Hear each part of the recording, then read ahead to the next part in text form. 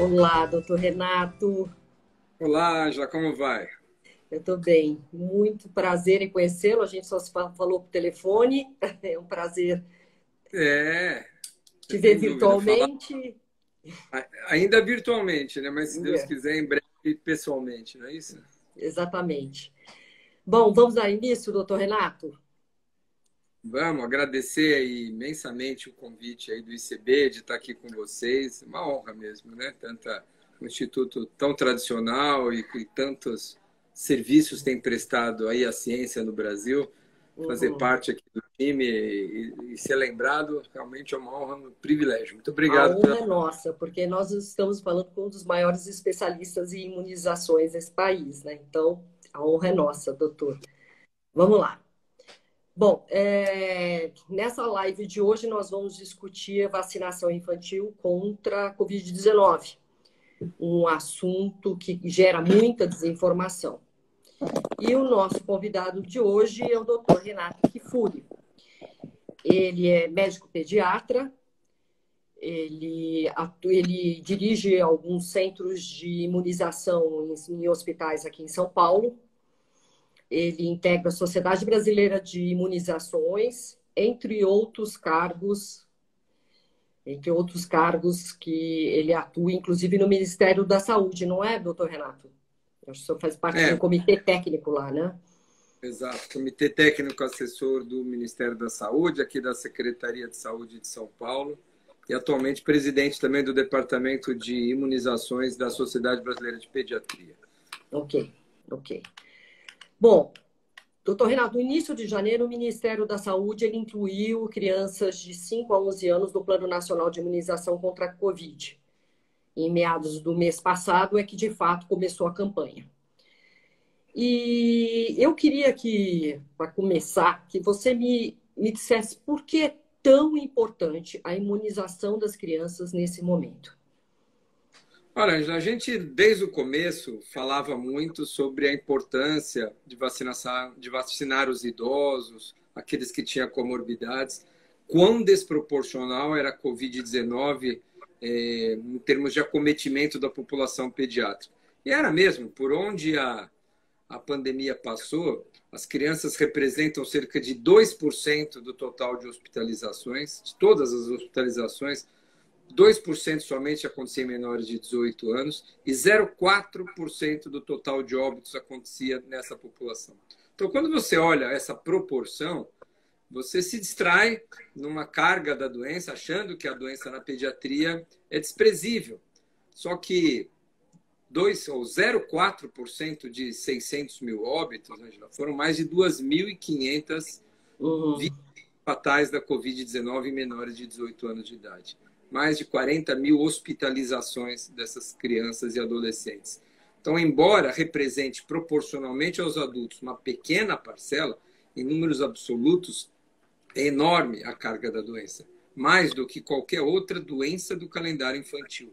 Se a gente olhar para quanto hospitaliza meningite, gripe, sarampo, febre amarela, coqueluche, aliás, se somar todas essas doenças contra as quais vacinamos nossas crianças, só a Covid-19 traz mais danos em termos de formas graves só, não estou nem falando forma leve, ficar doente, ficar com mal-estar, ter dor, uhum, transmissão, Covid longa, só de casos graves, sozinha a Covid-19 impacta mais nossas crianças e adolescentes do que todas as doenças do calendário infantil juntas. Então, por aí a gente vê o tamanho do problema. Embora desproporcional com os adultos, ele é enorme. E por isso elas uhum. foram as últimas, ou estão sendo as últimas, a serem vacinadas. Começamos por aqueles que ainda têm uma carga maior do que essa, para terminar agora a vacinação da população, incluindo a pediatria. Uhum.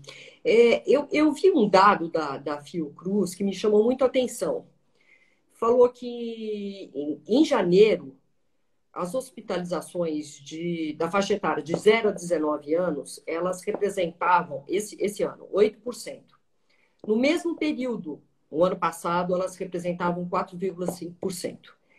E que de morte nessa faixa etária, no mesmo período, também dobrou. Era 1% e hoje está quase 2%. Por que esse aumento, doutor Renato? O que mudou na pandemia que afetou mais? teve esse aumento nessa faixa etária? Essa é uma pergunta muito frequente, né? Porque falam, criança não era importante, virou agora prioridade, por quê? Não, na verdade, aquilo que a gente já falou, sempre foi uma prioridade depois dos adultos, agora chegou a vez das crianças. E o que a gente tem, isso é um fenômeno comum em qualquer vacinação, qualquer programa de vacinação, Angela, à medida que você vai vacinando parte da população, há um desvio natural da faixa etária dos casos e dos casos graves, consequentemente, Entendi. para que eles entrem não vacinados. Lembra quando a gente começou a vacinar os idosos? Aí veio aquela onda da gama, aí todo mundo falava, a epidemia rejuvenesceu, a epidemia está pegando... Não era a variante que estava pegando adultos, eram os não imunizados, eram os adultos. Os mais velhinhos já estavam protegidos, estavam agora sendo menos acometidos pelas formas graves.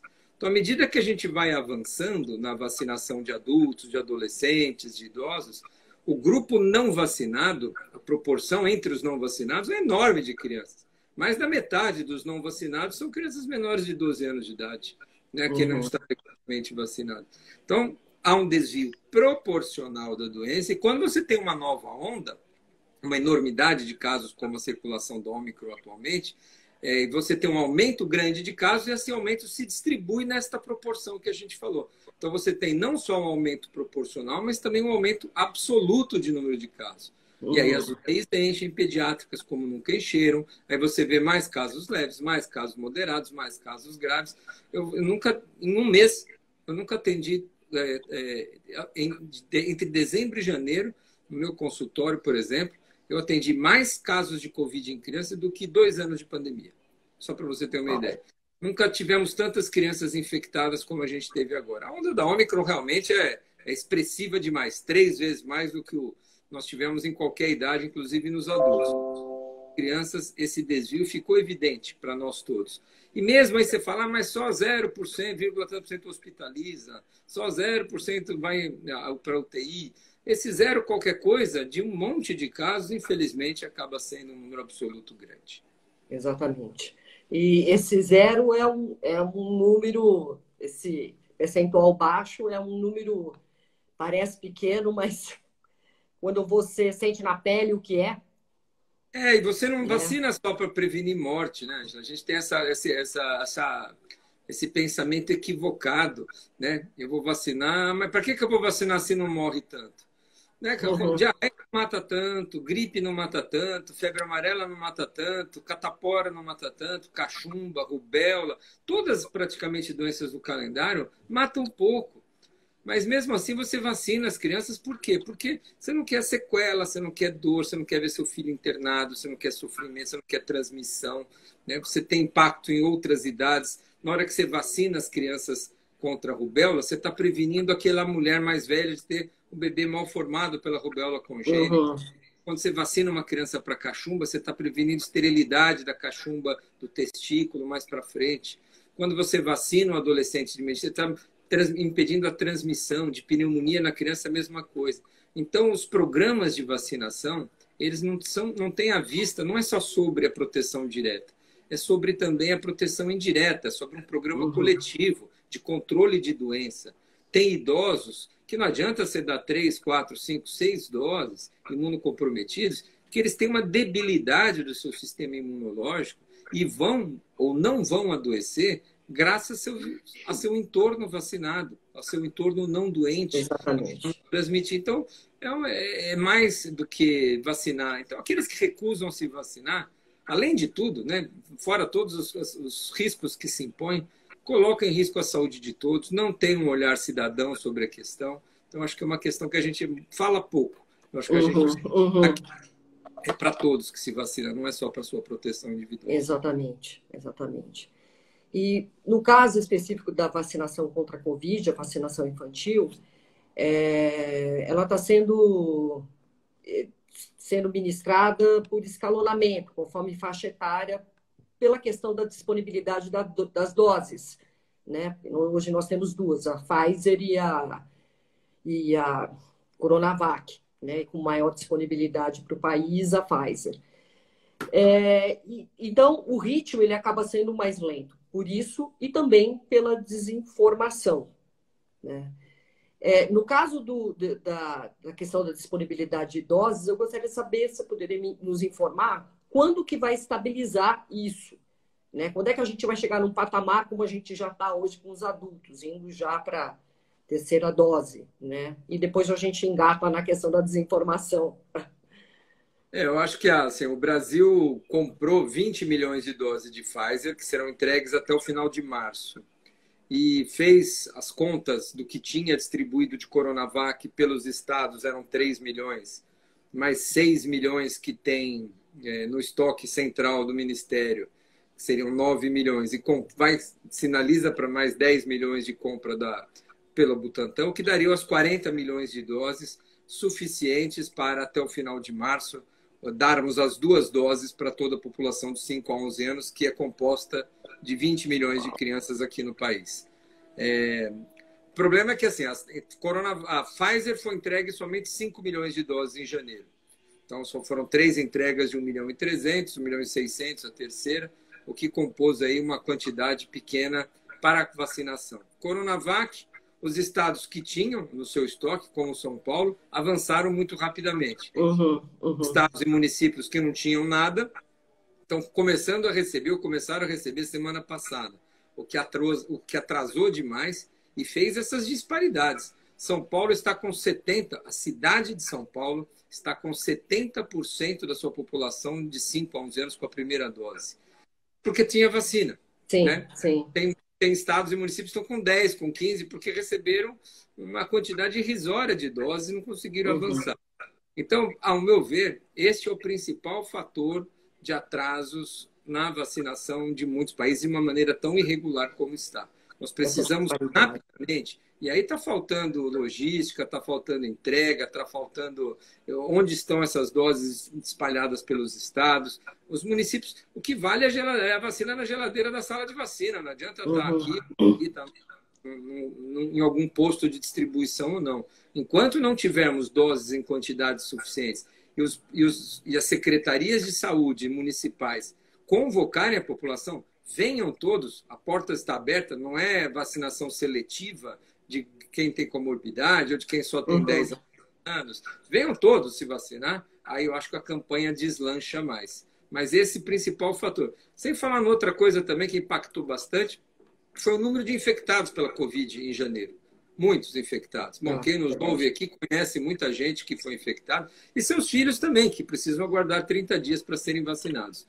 Então, a gente aí, eu acho que agora, no meados de fevereiro, a coisa tende a deslanchar mais e a gente vai, como São Paulo, como município, como estado, avançar mais rapidamente, desde que a gente tenha as ações importantes aí em cada município de divulgação e campanhas, né?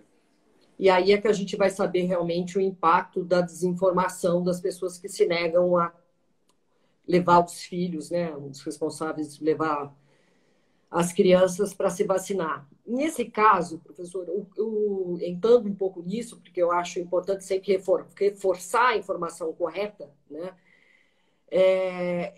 O que se alega, os que se negam à vacina alegam que ela ou não é segura, ou é ineficaz, ou é experimental. Eu queria que você falasse um pouco sobre isso, de novo, batendo na mesma tecla. Mas eu acho que é importante, né? É importantíssimo falar disso, porque, sem dúvida, aqueles que estão hesitantes em se vacinar estão hesitantes exatamente em relação à segurança das vacinas. Será que essa vacina não vai fazer mal? É curioso, porque esses mesmos pais que estão hesitantes se vacinaram, né? A cobertura vacinal em adultos está lá em cima, são enormes. A grande maioria que estão com receio de vacinar os seus filhos se protegeram, estão com medo de vacinar, estão com receio de vacinar seus filhos. É curioso e é paradoxal. Geralmente a gente quer primeiro proteger o filho, depois se proteger. Aqui não, a gente se protege primeiro e fala, meu filho, peraí. Para você ver o tamanho do impacto que essas notícias negativas, que eu chamo de uma doença digitalmente transmissível, é uma doença que mata, porque você deixar de vacinar isso, infelizmente, vai acarretar em óbitos de algumas dezenas, talvez centenas, dependendo do tamanho do impacto. Isso vai ser sentido quando nós atingimos esse teto, né? Daquela cobertura da qual não passa mais. Os adultos continuam avançando, paramos lá nos acima de 12 anos com cerca de 80, 85% da população elegível. Parece que a gente não consegue subir mais, tem aí uns 10 a 15% que não querem se vacinar no país, acima dos 12 anos. Vamos esperar que a população de pediatria também não fique, ou fique acima disso, ou menos do que isso, né, em termos de recusa. Mas o que pais que relutam ou hesitam em vacinar seus filhos estão inseguros, por conta de notícias, de fake news, dessa epidemia da desinformação, né, que a saúde chama de infodemia. Na verdade, a gente achava que isso não chegaria por aqui. O país o Brasil é o país do carnaval, do futebol e da vacina. A gente sempre foi campeões de audiência aí nas coberturas vacinais para todo mundo.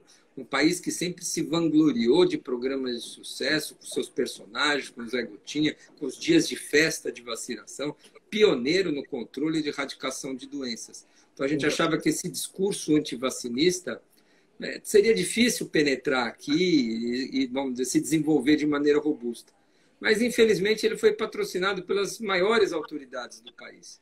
O presidente que não se vacina, que diz que não vai vacinar sua filha, o ministro que diz que vai tentar comemorar um efeito colateral da vacina numa cidade do interior aqui de São Paulo, que nem foi da vacina, para dizer que as vacinas não funcionam, que quer colocar a prescrição médica para vacinar, criar dificuldades, que quer que leve autorização dos pais, que criam 0100, 0800, sei lá qual é o telefone, para denúncia de vacinas, onde já se viu isso, né? Então, quer dizer, estão criando todo um terrorismo em frente aos pais que, com razão, ficam hesitantes. Eu não tiro a razão desses pais que estão inseguros, porque eles estão sendo bombardeados por fake news e por essas notícias falsas que têm contaminado. E não adianta a gente querer, para essas famílias que estão inseguras, partir para o confronto. Vocês são loucos, a vacina não funciona. Não é isso, eles vão ser acolhidos. Né? Eles vão entender suas dúvidas.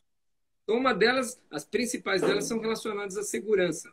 As vacinas não são experimentais. Experimento ou avaliação, ou estudo clínico, ou ensaio clínico, que é o nome que a gente dá, se faz num ambiente controlado. Então, você tem comitês de ética em pesquisa, você tem voluntários, eles assinam termos, eles são acompanhados rigorosamente, diariamente, quase, através daqueles diários eletrônicos dos estudos clínicos. E uma vez que essas vacinas são aprovadas, elas são colocadas em uso em mundo real. Aí já não é mais estudo. Isso não é experimento, né? Você não faz experimento com a população mundial. Nós temos aí 2/3 da população mundial com pelo menos 2 doses. Metade da população do mundo com pelo menos uma dose de alguma vacina Covid. Como é que vai fazer experimento com 8 bilhões de pessoas no planeta? Isso que a gente chama é farmacovigilância. Depois que você licencia qualquer novo medicamento, você continua acompanhando por décadas. Todos são assim, todas as vacinas foram assim, todos os medicamentos que a gente usa no nosso dia a dia são acompanhados para continuar atestando a sua segurança. Que realmente aquilo que você usou em 40, 50, 60 mil pessoas, que mostrou seguro, realmente em milhões de pessoas continua seguro. Então, os riscos que a gente aprendeu com as vacinas Covid, de efeitos colaterais, a gente pode dividir em 4 grupos. As alergias, né? Qualquer produto, você pode ter uma reação alérgica anafilática, raríssimo, mas pode acontecer. Os fenômenos de trombose, mais associados, não na pediatria, mas uma idade mais velha, e com as vacinas de vetor viral, que é aquela da AstraZeneca, Oxford aqui, raríssimo evento, um caso mais ou menos para 500 mil doses aplicadas.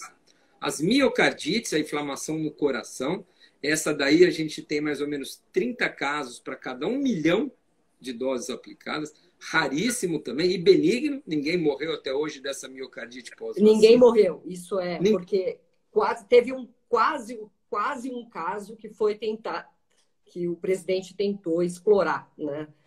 Acabou.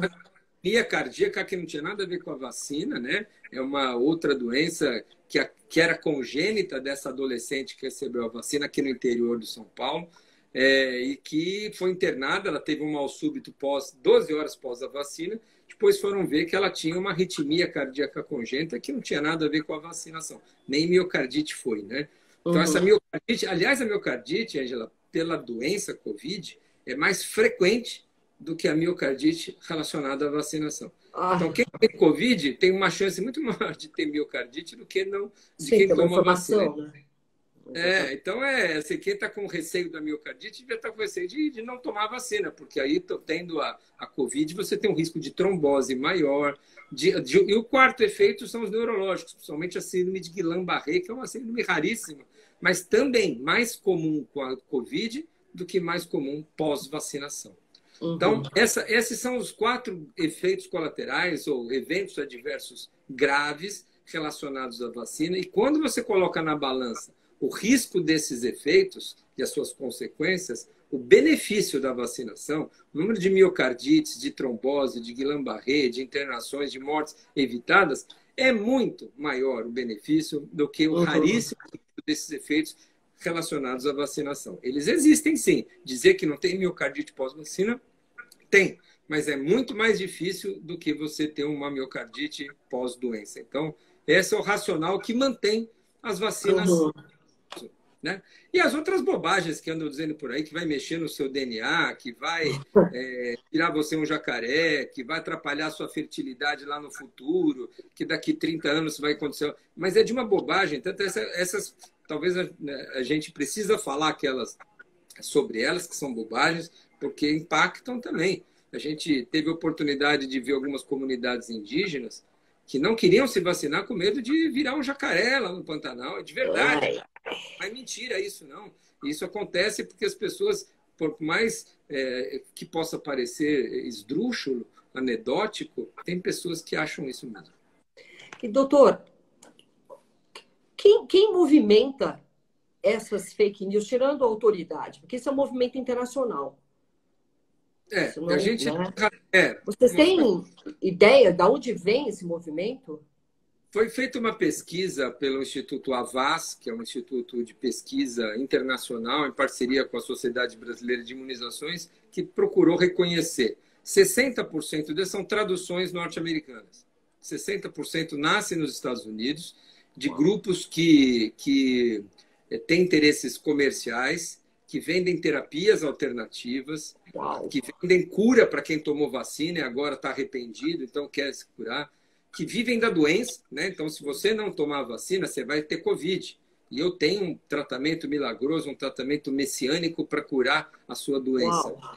Então, há interesses políticos, porque esses grupos angariam seguidores e eles fazem algum barulho e criam bolhas onde eles conseguem eleger ali seus vereadores, seus deputados e fazem disso uma trajetória política também. Então, Percebi. isso tudo tem interesses econômicos e políticos. Infelizmente, a gente vê, e aqui no Brasil já começam a aparecer. Pode ver que os mesmos negacionistas que defendem a drogas, tratamento precoce, que defendem a não vacinação, em breve sairão muitos candidatos dessa turma, que são sempre os mesmos, né?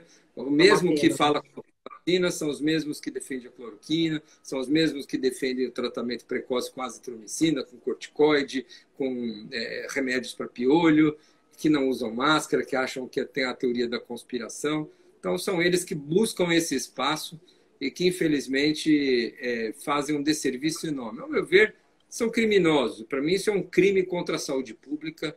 Eu não sou jurista, não sei enquadrar, não sei como é que faz isso Uhum. penalmente, que afetam demais. E volto a dizer, uma doença que é digitalmente transmissível e traz danos enormes e Esse respinga em termo é todas as bom.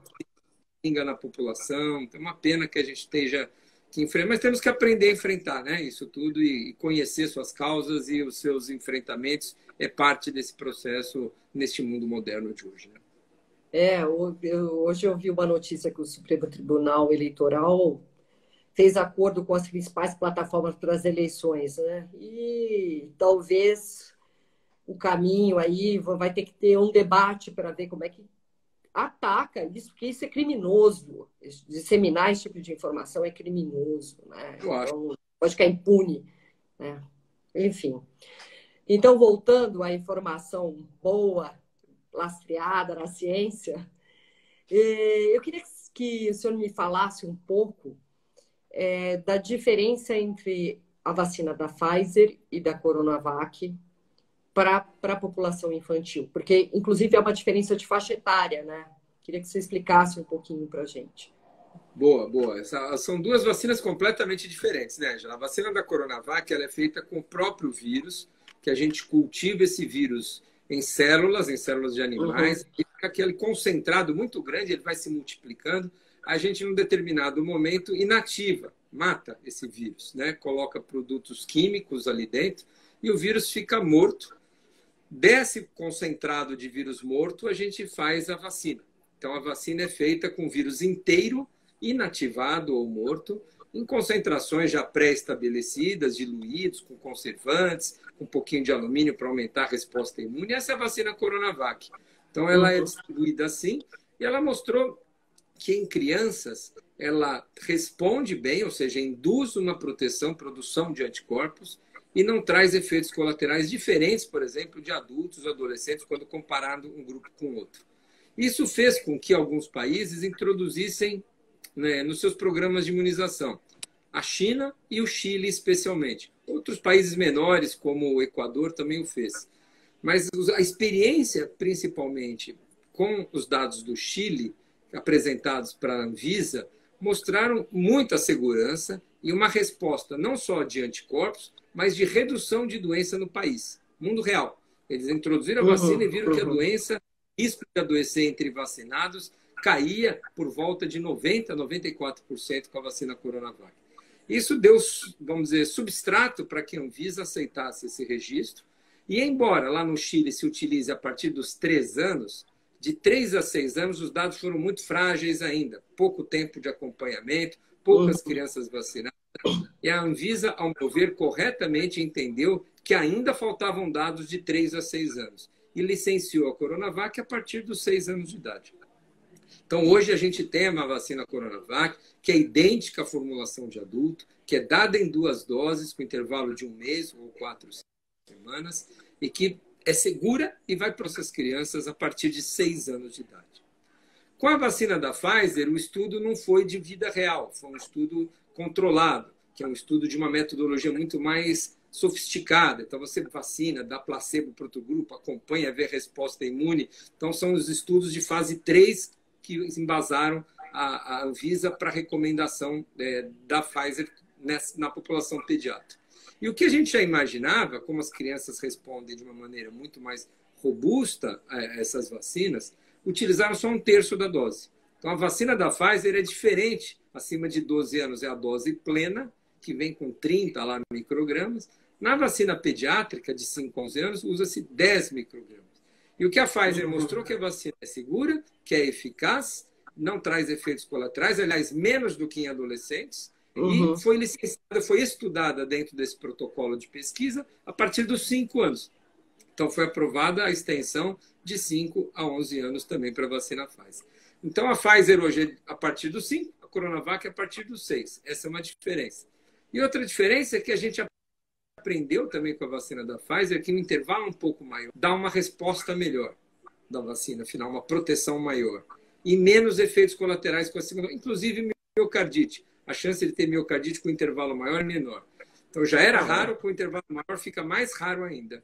Então, assim foram licenciadas as 2 vacinas no país. Pfizer com 8 semanas de intervalo, 2 meses. Coronavac com 1 mês. E os dados de vida real, agora já os Estados Unidos vacinando mais de 15 milhões de crianças, Europa, próprio Brasil já acumulando experiências aí com mais de 5 milhões praticamente de crianças vacinadas aqui no país, continuam reafirmando essa segurança. Então, aqueles que estão com medo da vacina, estavam receosos, a cada semana a gente tem 3, 4, 5 milhões a mais de crianças vacinadas. E tudo está correndo. Então isso é importante, porque às vezes você está inseguro e vê toda a sua comunidade vacinando, todos os amiguinhos da escola vacinando, todo o Brasil subindo a 50%, 70%, 80% de cobertura, aí a pessoa vai ficando até mais tranquila de se vacinar, né? Então, esse é o recado. As vacinas continuam super seguras e a cada semana a gente acumula mais experiência. Não deixe de vacinar seus filhos, que hoje atrasar a vacinação pode significar entre ter ou não ter a doença uma semana de diferença. É verdade. E, doutor Renato, eu queria uma outra pergunta. a vacina contra a Covid, ela pode ser tomada junto com outras vacinas do calendário infantil? Como é que os pais e enfim, os agentes de saúde devem proceder nesse caso? Você lembra que lá no começo, né, Angela, quando a gente começou com as vacinas Covid, era 15 dias para todo mundo, né? Não pode, porque a gente tem que observar os efeitos colaterais de uma ou de outra, a gente não sabe se interfere posta ou não. Então a gente começou dando 15 dias, e isso, com o passar do tempo, os estudos publicados viram que a partir dos 12 anos não há nenhuma necessidade de você ter algum intervalo, você pode aplicar de maneira simultânea ou com qualquer intervalo, com qualquer outra vacina. Que legal. Com crianças de 5 a 11 anos ainda não. A má notícia é essa. A gente está começando do mesmo jeito que começamos com as vacinas de adultos e de adolescentes. Vamos manter 15 dias de intervalo, provisoriamente, até a gente ver que não há interferência com outras vacinas do calendário. Verá. Então, a recomendação hoje é aguardar para menores de 12 anos de idade. Acima dos 12 anos,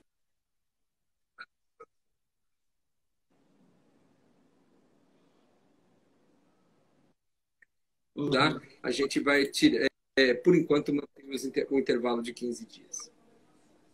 E dose de reforço vai seguir mais ou menos o mesmo caminho que os adultos estão a cada 4 meses? Como é que vai ser para a população infantil? A gente ainda não tem essa informação, Angela. As crianças estão sendo vacinadas há menos tempo, então a gente não tem nenhuma evidência de perda de proteção ainda com o passar do tempo. 3, com 4, com 6, a gente não tem crianças já há 4 meses vacinadas no mundo, né? Então, o primeiro país que começou a vacinar os Estados Unidos, o Canadá, o Reino Unido, começaram a vacinar em novembro. Então, a gente vai acumulando essa experiência com o passar do tempo. O que é importante dizer é que essas doses de reforço recuperam, que a gente aprendeu até o momento, dependente da vacina que recebeu-se no esquema primário, independente da idade também, o mais velho perde primeiro, mas o mais novo acaba perdendo um pouco a proteção também, mais tardiamente, mas perde, que o esquema hoje recomendado acima de 18 anos de idade é o chamado esquema 2+1. Então, todos nós precisamos ter 2 doses mais um reforço depois de 4 meses. Exceção é a Janssen, né, que é a dose, então é o esquema 1+1. Então, uma dose e um reforço depois de 1 por mês. As outras vacinas, 2 doses e um reforço. E um detalhe, para aqueles que são comprometidos, imunocomprometidos, têm um câncer, têm um transplante, usam drogas que baixam a imunidade, aí o esquema é 3 doses no esquema primário, mais um reforço. Então, o esquema é 2+1 acima dos 18 anos, 3+1 para os imunocomprometidos e de 5 a 17 anos, 2+0. 2 doses, por enquanto, sem reforço. Doutor Renato, falando de crianças com imunidade comprometida, a vacinação, existe algum risco de efeito colateral para esse tipo essa população específica? Não, não tem. Aliás, a primeira pessoa do planeta não tem. A primeira pessoa do mundo a ser vacinada foi uma inglesa de 90 anos, transplantada renal. As vacinas são vacinas que a gente chama de inativadas. Não tem componentes vivos ali, que são as vacinas que podem oferecer algum risco para quem tem um comprometimento do seu sistema imunológico. O risco que tem essas vacinas nessas pessoas imunocomprometidas é de não funcionar bem. Não temos preocupação com segurança. A gente sabe que as vacinas, o mesmo motivo que faz esse indivíduo ter mais risco, o seu comprometimento do seu sistema imunológico faz de maior vulnerabilidade para a Covid, o faz também o pior respondedor para a vacina. Seu sistema imune debilitado faz com que ele responda mal. Então, a gente ainda está tentando encontrar uma saída para proteger melhor esses indivíduos gravemente comprometidos. Volto a dizer, quem vive com HIV, quem tem um transplante, quem faz quimioterapia, em hemodiálise, esses indivíduos, você dá 3, você dá 4 doses, eles continuam respondendo muito mal. E aí talvez a gente precise entrar em ação com os medicamentos que já estão saindo, os antivirais, mais alguma outra terapia para tratar, não só para prevenir, precisa ser associada nesses grupos que são muito vulneráveis. Mas eles podem e devem ser vacinados. Eles são sempre a prioridade, como a vacina da gripe, como a vacina de pneumonia. Esses grupos têm muito risco, um risco muito maior, 50, 60 vezes maior do que indivíduos da mesma idade sem esses fatores de risco. Eu tenho uma pergunta aqui do André, que está nos acompanhando. Ele fala o seguinte: a Pfizer, após a primeira dose para uma criança, no caso de 6 anos, dá uma proteção de quanto por cento? Olha, é difícil estimar a porcentagem, né? Os estudos foram feitos, né, com a primeira dose. A gente sabe que quando você recebe uma primeira dose de qualquer vacina, cerca de 2 semanas depois, seu sistema imunológico começa a montar a sua resposta. Então, são recrutados ali as células de defesa, as primeiras células produtoras de anticorpos são ativadas, você começa uma produção de anticorpos, você induz aquelas células de memória a guardar essa receita de como fazer esses anticorpos lá no sistema imunológico. Então, você vai começando a montar essa resposta imunológica, que na hora que vem a segunda dose, mais uma exposição, mais um estímulo para esse sistema imunológico, você acaba respondendo de uma maneira mais robusta e completa essa proteção 2 semanas após. Então, as vacinas vão entregar a proteção prometida dentro dos estudos clínicos 15 dias após a segunda dose. Até lá, é uma construção, é um contínuo de resposta imune que vai melhorando. Então, 2 semanas depois tem proteção, 4 semanas depois tem mais, 6 depois, 8 depois da segunda dose aumenta. Então, não há como prever individualmente quantos por cento você vai estar protegido, enfim, depois de 14, 20, 15 dias, 30 dias. Então, a gente tem que saber que isso é uma estatística, isso são os dados que mostram. Existem aqueles que acabam se protegendo, falhas vacinais existem com todas as vacinas, mas a enorme maioria acaba se protegendo muito bem, especialmente das formas graves. Um outro aspecto que muitos falam, a Omicron está circulando, infectando todo mundo que tomou vacina. É verdade, é verdade. O vírus vem se distanciando daquela formulação sua lá, inicial lá de Wuhan, e vem escapando das vacinas para formas leves. A Omicron é um exemplo claro disso. Ela não poupa indivíduos vacinados. Ela infectou muita gente aqui que está nos acompanhando. Tinha as 3 doses da vacina, tinha 2 doses da vacina, e mesmo assim pegou Covid. Mas pegou Covid leve. A vacinação continua sendo uma enorme ferramenta na prevenção da doença grave. Então, mesmo que essas variantes consigam escapar das vacinas e ainda assim infectar, raramente esses indivíduos vão desenvolver forma grave da doença. Então, a vacina continua extremamente eficaz para prevenir os seus piores desfechos da doença, que é a internação e o óbito. Tem uma pergunta aqui, na verdade, que me foi feita antes de eu entrar nessa live. Me perguntaram o seguinte: se você toma uma vacina contra a paralisia infantil e nunca mais vai precisar tomar, e a pessoa não fica com paralisia, né, não adquire a paralisia infantil, por que isso não ocorre mesmo com a Covid-19? Olha, perfeito raciocínio. Aliás, está na natureza de cada doença e de cada vacina, né? Então, tem vacinas que você toma 1, 2 ou 3 doses, realmente nunca mais na vida precisa tomar. Assim, a vacina da hepatite B, que são 3 doses, a do H da idade, a do sarampo, que são 2 doses na vida, a febre amarela, 2 doses na vida. Então, essas vacinas usem uma resposta imune robusta e duradoura, pelo estilo da doença e pelo estilo da vacina. Algumas não têm essa capacidade. A vacina de pneumonia dura 5 anos, de meningite, 5 anos, do tétano, 10 anos, de coqueluche, 10 anos, de gripe, 1 ano. Então, cada vacina tem a sua característica, do jeito que ela é feita, especialmente também em função da doença.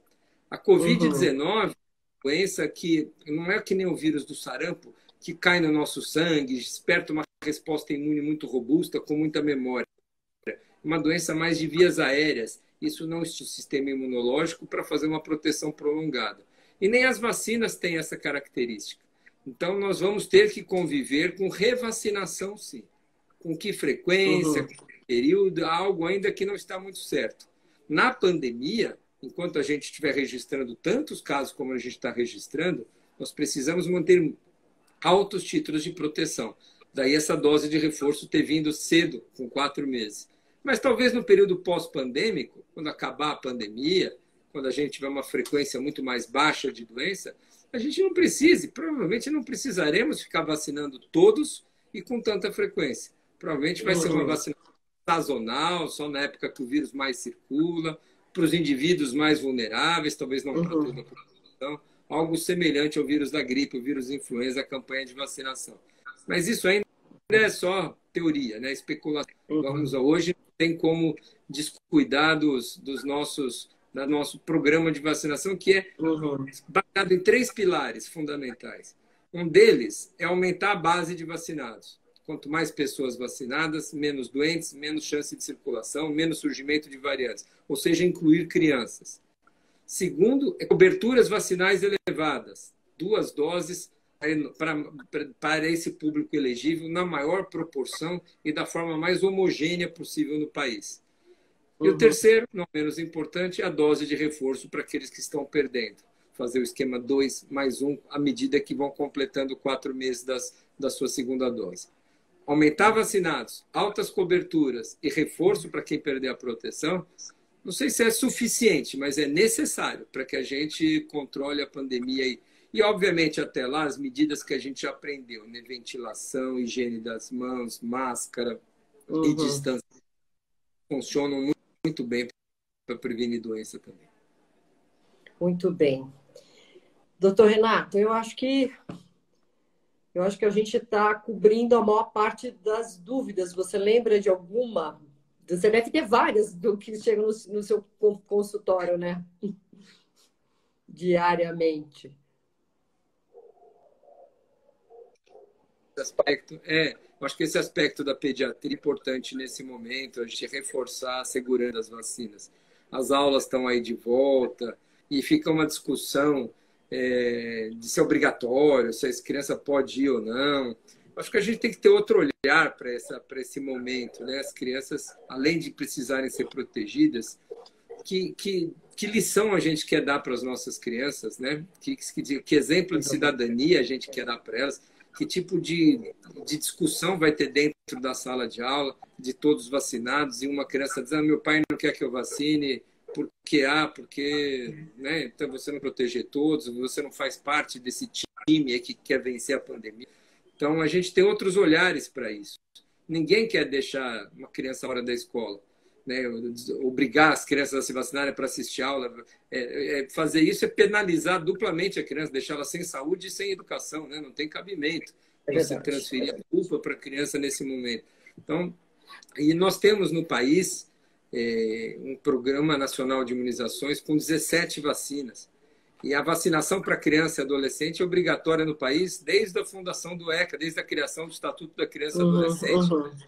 Os pais é um direito das crianças ter saúde, tem até multa prevista. Mas é um direito que elas têm que precisa ser respeitado. Mas nós temos 4, 5 casos que foram parar na justiça. Não é esse o caminho. A discussão de obrigatoriedade, ninguém vai pegar o filho de ninguém à força. Não tem sentido isso. A gente precisa informação, a gente precisa clareza. E a gente espera que as autoridades do país tenham essa consciência. Nós temos que ter um discurso único, favorável às pessoas. Um dos pilares da vacinação, do sucesso de um programa de vacina, é confiança na vacina, é confiança no profissional da saúde e é confiança no gestor público que está colocando a vacina para você. Então, se você não tiver essa confiança, dificilmente você atinge esses objetivos. Mas vamos em frente. Eu agradeço demais essa oportunidade. Eu acho que canais como esse daqui que engrandecem essa nossa ação e dão visibilidade ao que é importante. E o ICB está de parabéns aí por protagonizar. Eu vi outras séries de você, outras entrevistas. E, de verdade, uma honra estar aqui junto com vocês nesse time. A honra é nossa, doutor Renato, com certeza. E quero agradecer imensamente você ter aberto uma brecha na sua agenda para participar conosco aqui E eu quero informar que esse vídeo vai ser salvo no Instagram, para quem quiser compartilhar, e também disponibilizado no canal do YouTube do ICB. E, doutor Renato, eu acho que a gente teria, se eu fosse, eu teria várias perguntas para cada colocação tua, mas eu sei que nós já estamos quase chegando em 1 hora de live. Então, eu sei que você tem Parece. compromissos e temos que ir, né, para frente. Tem gente aqui agradecendo, falando que a live foi produtiva. E é isso. Muitíssimo obrigada, doutor Renato. Espero te poder entrevistar você mais à frente sobre outros assuntos. Vamos sim. Obrigado pelo convite mais uma vez. Obrigado a todos que nos acompanharam aqui. Sigam o Instagram da Sociedade Brasileira de Pediatria, da Sociedade Brasileira de Imunizações. São fontes confiáveis, né, sobre vacinas, sobre saúde. É isso que a gente precisa, divulgar o conhecimento de uma forma clara e transparente. Obrigado mais uma vez. Obrigada, eu que agradeço. Até logo a todos e até a próxima. Até mais. Tchau, tchau. Tchau, tchau.